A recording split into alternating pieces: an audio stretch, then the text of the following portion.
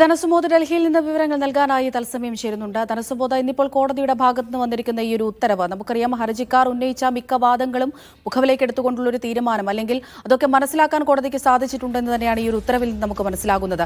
വലിയ തിരിച്ചടി കേന്ദ്രത്തിന് ഏൽക്കേണ്ടി വന്നിരിക്കുകയാണ്. വരും ദിവസങ്ങളിൽ പ്രതിപക്ഷം ഇത് ഏത് രീതിയിലായിരിക്കും ഉപയോഗിക്കുക?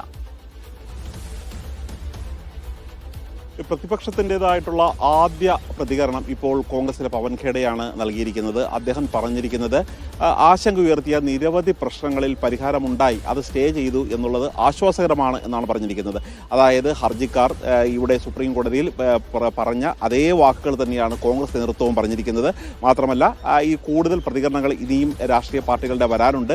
ഏതായാലും ഒരു കാര്യം ഉറപ്പിച്ച് പറയാം, രാജ്യസഭയിലും ലോക്സഭയിലും പ്രതിപക്ഷം എന്തൊക്കെ ഉയർത്തിക്കാട്ടിരുന്നു ആ വാദങ്ങൾ തന്നെയായിരുന്നു നിയമപുസ്തകത്തിൻ്റെ വാദങ്ങൾ ഉന്നയിച്ചുകൊണ്ട് കപിൽ സിബലും അഭിഷേക് മനു സിംഗ്വിയും എല്ലാം സുപ്രീം കോടതിയിൽ ഉന്നയിച്ചത്. ഈ 5 വർഷം വരെ ഇസ്ലാമായി എങ്ങനെ ജീവിക്കാം എന്നുള്ളൊരു കാര്യം നിങ്ങൾ പറഞ്ഞു തരണം, കൃത്യമായിട്ടുള്ള ഒരു ക്ലാരിറ്റി അതിനകത്ത് ഇല്ല എന്നുള്ളൊരു കാര്യം സുപ്രീം കോടതി ശരിവെക്കുകയായിരുന്നു ചെയ്തിരുന്നത്. മാത്രമല്ല, അമുസ്ലിങ്ങളെ കൂടുതൽ തിരികെ കയറ്റാനുള്ള ഒരു ശ്രമത്തിനു കൂടി സുപ്രീം കോടതി തടയിട്ടിട്ടുണ്ട്. അങ്ങനെ എന്തൊക്കെ പ്രതിപക്ഷം പറഞ്ഞിരുന്നോ, പ്രതിപക്ഷം എന്തൊക്കെ ആശങ്കയായി ഉയർത്തിക്കാട്ടിയോ ആ ആശങ്കകളെല്ലാം അതിനെല്ലാം ഒരു തടയിടുകയാണ്, അതിന് പ്രതിരോധിച്ചിരിക്കുകയാണ് സുപ്രീം കോടതി ചെയ്തിരിക്കുന്നത്. ഇനി ബീഹാർ തെരഞ്ഞെടുപ്പിലേക്ക് മാറുകയാണ്. വലിയൊരു ശതമാനം തന്നെ ബീഹാറിൽ മുസ്ലിം ജനത ഉള്ള സ്ഥലങ്ങൾ തന്നെയാണ്.